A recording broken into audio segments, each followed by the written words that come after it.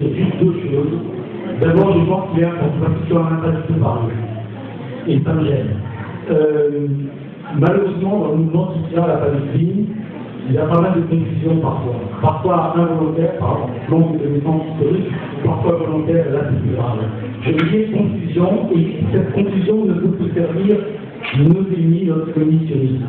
C'est la confusion entre l'antisionisme et l'antisémitisme.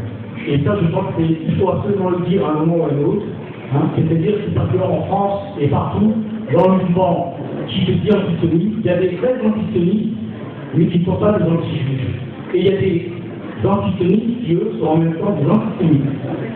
Et il y en a en France, il y en a partout dans le monde, et il faut absolument le distinguer parce que, comme l'a dit d'ailleurs la représentante de la Palestine en Europe, là, qui était en France avant, c'est le plus, et Rachavski avec elle, d'ailleurs, quand ils ont trouvé les quartiers, le plus beau cadeau qu'on puisse faire à Israël, et au Christ, c'est d'être contre Israël par antisémitisme. Ça, c'est très grave. Donc, c'est dommage que tu en aies gagné. Et pour terminer, je me suis très content que tu aies parlé à la fin de ce que j'appelle, moi aussi, l'annualisation des Palestiniens. Et je veux juste ajouter une chose. Et ça, Jessica Alter, à Strasbourg, nous l'avait déjà dit il y a des années.